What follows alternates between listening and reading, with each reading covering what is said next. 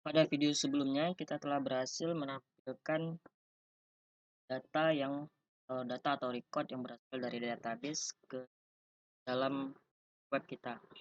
Nah, selanjutnya kita akan membuat script PHP yang digunakan untuk memasukkan atau insert ya, atau membuat data atau membuat record ke dalam tabel yang ada di dalam database. Untuk itu, langsung saja kita lihat hasil yang sebelumnya. Di video kali ini, jadi kita akan membuat ketika diklik tambah pengguna, akan memunculkan form yang digunakan untuk menginputkan record ke database.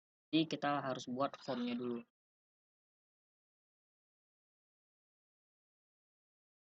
Untuk formnya akan saya letakkan di dalam folder views. Kita buat new file. Kita kasih nama form pengguna.php.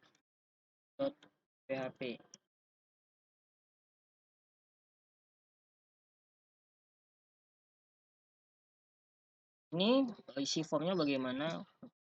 Kita ambil saja dari ya admin LTE ini. Coba kita cari di form, kemudian ini general element. Jadi di general element ini kita bisa memilih bentuk form. Hal yang kita mau pakai yang form yang standar saja. Yang ini ya, yang quick example ini. Ini bisa kita inspect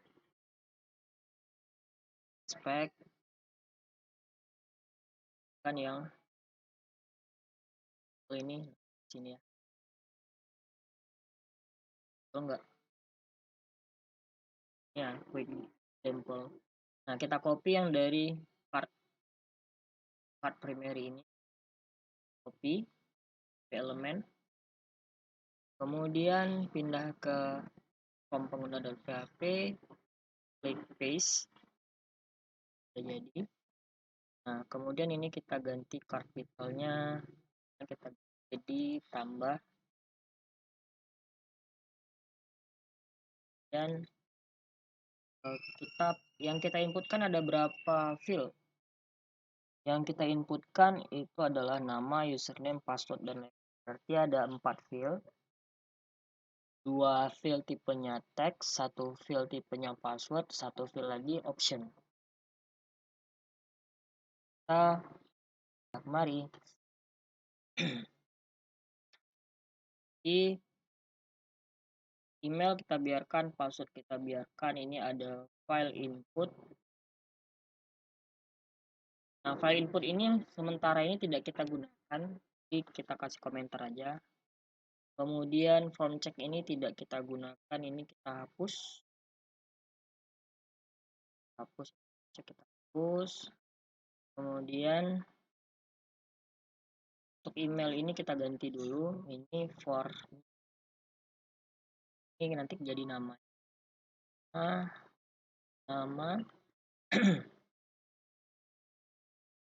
ini type-nya adalah text, ID-nya sesuaikan, kemudian ini placeholder-nya. Jangan lupa kita tambahkan name. Name ini nanti gunanya untuk mengirimkan data. Kemudian kita tambahkan required. Jadi wajib diisi ya. Ini kita gandakan yang form group ya, berarti dari form group gandakan tip alt tanda panah ke bawah. Kemudian setelah nama ada user name dan juga yang tipenya text username. name-nya adalah username,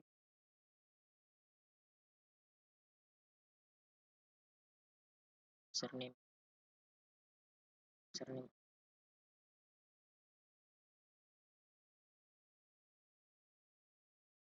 Right. Oke, kemudian password, password kita betul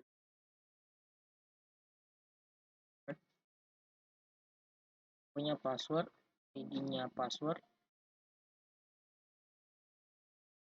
name-nya kita tambahkan adalah password juga,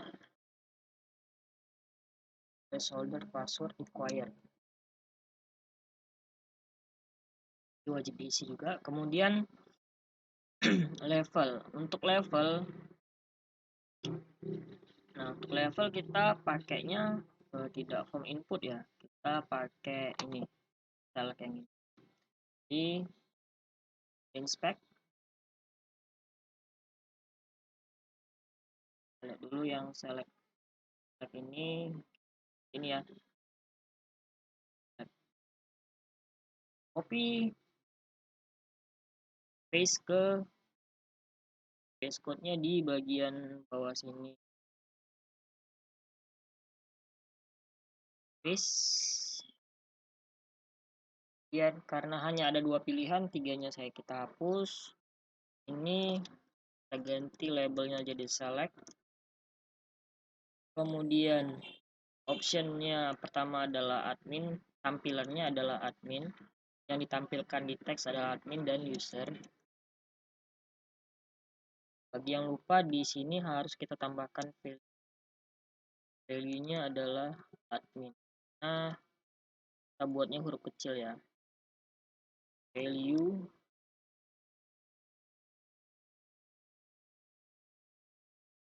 user.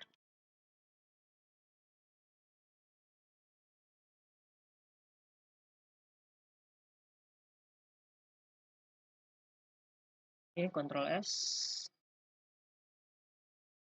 Kemudian ini button kita gandakan karena saya mau ada dua buah button. Yang pertama adalah button untuk simpan, kemudian button untuk reset. Nah, untuk reset ini akan saya ganti warnanya jadi kuning ya, kuning. Kalau di Bootstrap warning. Kemudian ini reset, ini simpan, type-nya sub, type-nya jadi ganti Ctrl S. Nah, bagaimana cara melihatnya? Melihat hasilnya, kita cari tombol tambah pengguna, kemudian di sini kan formnya tadi harus tampil di dalam indeks ya, di index.php, variabel get-nya halaman, ininya misalnya data yang dikirim adalah tambah pengguna. Kemudian kita simpan yang ini, masuk ke indeks. Indeks kita tambahkan lagi. Di sini kita buat berarti case-nya adalah apa tadi? Tambah pengguna. Jika data yang dikirimkan adalah tambah pengguna, maka form yang ditampilkan atau halaman yang ditampilkan adalah form pengguna.php. Ya, jika data yang dikirimkan adalah tambah pengguna ke dalam indeks, maka yang ditampilkan adalah halaman form pengguna.php. Kita lihat dulu, Ctrl S, jangan lupa refresh, tambah pengguna ya. Nah, ini saya maunya kedua tombol ini adanya di sebelah kanan misalnya. Lihat. Ini kita kasih float right. Kita kasih float right juga.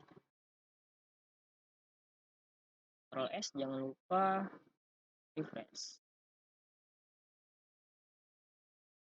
Tapi simpannya ada di sebelah paling kanan misalnya.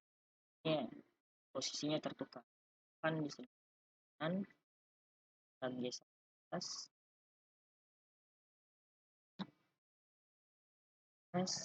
oke. Cuman saya mau ada jarak antara tombol reset dan tombol simpan, tidak terlalu mepet. Berarti margin left dari tombol simpan itu kasih 3. Lihat lagi. Oke. Jadi saya mau ada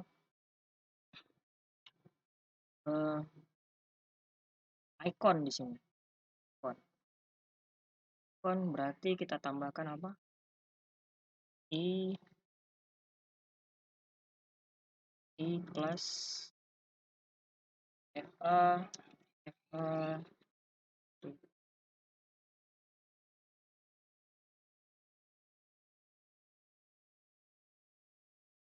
ini punyanya tanda panah taruh di reset. Kemudian di sini FAC S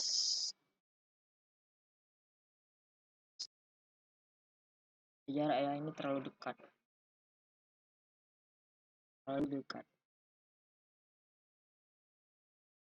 S. Oke, sudah reset, simpan. Kita lihat dulu tombol resetnya. Oh, hilang ya. Sekarang ketika diklik tombol simpan, maka data yang di sini akan disimpan ke dalam database. Ini biasanya saya buat sebuah folder lagi ya. Kita kasih nama DB aja. Jadi yang disimpan di dalam DB ini adalah yang berkaitan dengan koneksi langsung ke database, maksudnya menambahkan data, menghapus data, atau mengupdate data.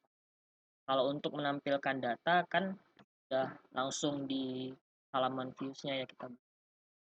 Di sini kita buat satu file lagi di folder DB yang barusan kita buat. Misalnya namanya DB guna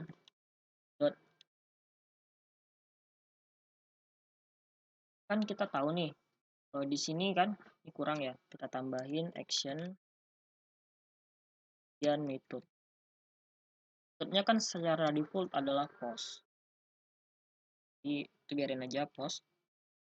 Kemudian ketika tombol submit atau tombol simpan tadi dikirim, ditekan, maka data yang ada di dalam form ini akan kita kirim ke DB pengguna. Di DB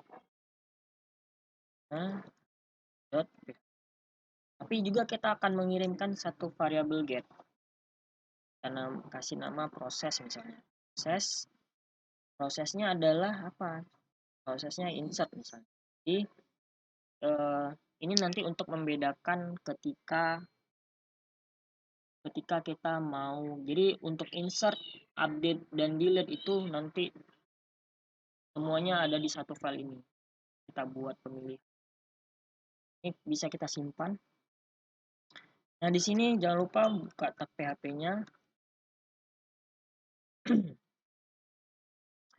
Kemudian kita tangkap dulu variabel prosesnya, get.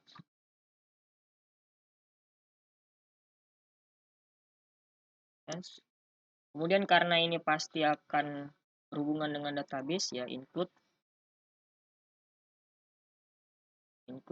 koneksi ada di luar, berarti harus keluar dulu satu kali. Kemudian ini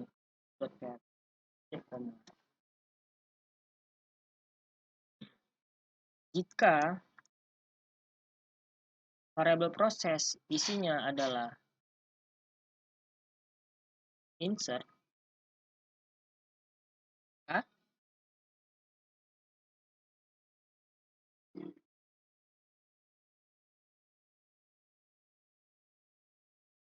maka kita harus tangkap dulu ini.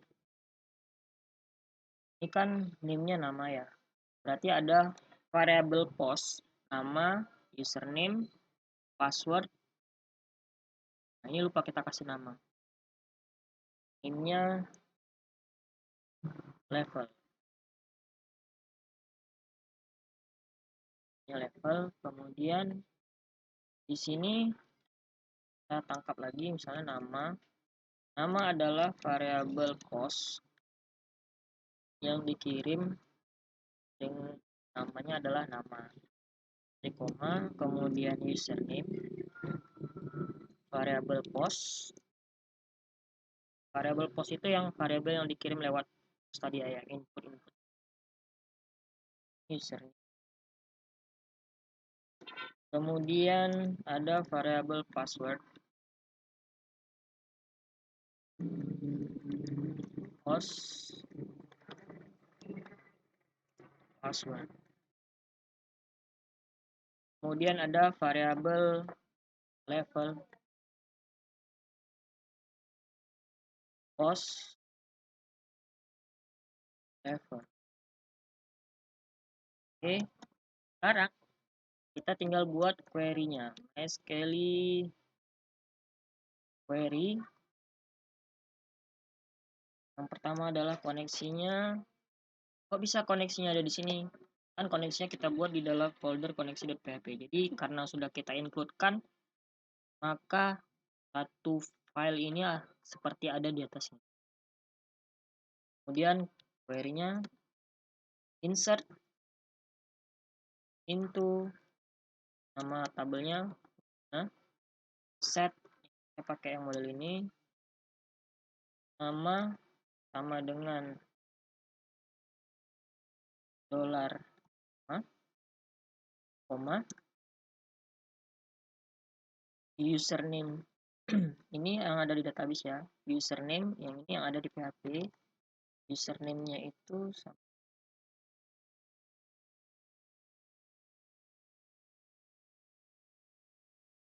koma,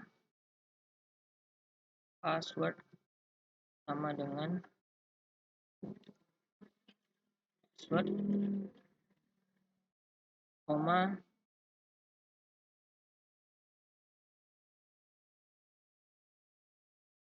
level.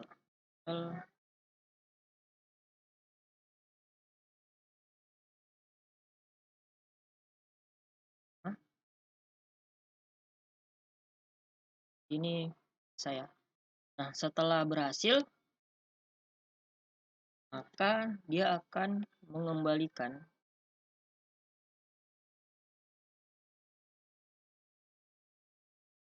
kita buat header, mengembalikan kembali ke halaman teks ya. Setelah dia berhasil disimpan, maka dia akan kembali ke halaman oke.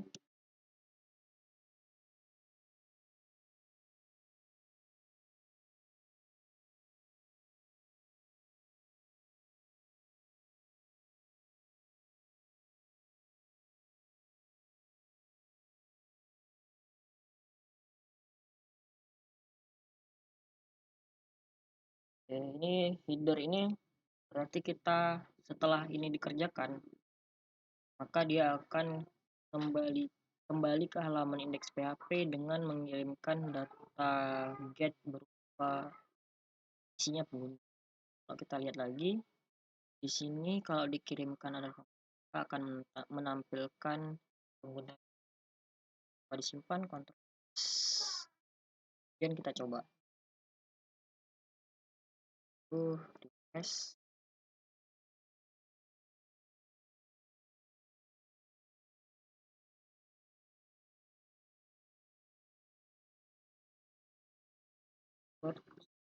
Ke level user. Ini terjadi kesalahan ya. Ini apa yang salah? Root DB pengguna. Oke. Yang salah kita lihat struktur di sini. DB pengguna ini ada di dalam folder DB. Sementara pengguna ini ada di dalam base. Tapi karena dia nanti insert ke halaman index, maka harusnya dia cukup masuk ke dalam folder DB ya. Coba dulu ke dalam folder DB, press.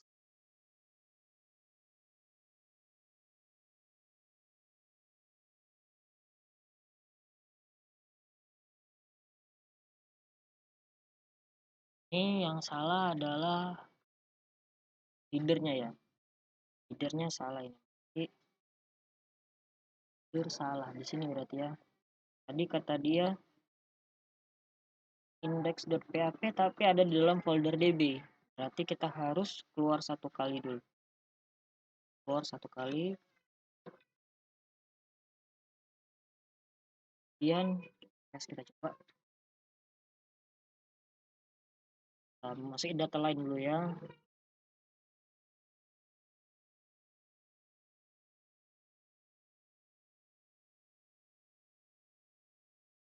Data lain.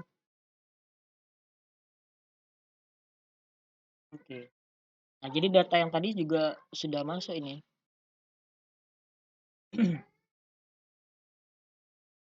Sekarang kita lihat di ini, di database-nya.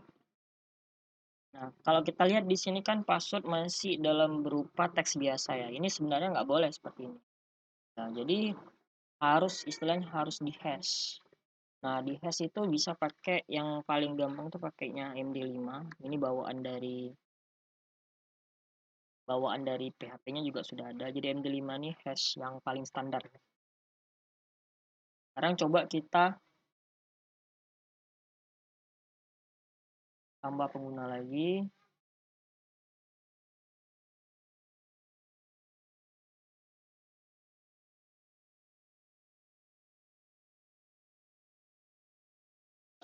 Dan sekarang kita lihat di database-nya sudah di hash ya. Jadi ini nggak akan bisa kalau dilihat dari database juga nggak akan ketahuan ini passwordnya itu apa gitu. Seperti itu. Nah, karena datanya sudah banyak seperti ini, jadi kalau di data table ini, kita pakai data table ini, keuntungannya itu kita tidak perlu, yang pertama yang paling utama itu kita tidak perlu membuat page initiation ya, atau paging. Jadi kalau datanya nanti banyak, itu otomatis ini akan buat halaman 1, halaman 2, dan seterusnya. Kemudian kalau kita pakai data table juga ini, kita bisa buat kayak gini. Sortingnya ini lebih gampang ya. Mungkin ini saja untuk insert database. Kalau ada yang kurang nanti kita akan perbaiki di video berikutnya. Terima kasih.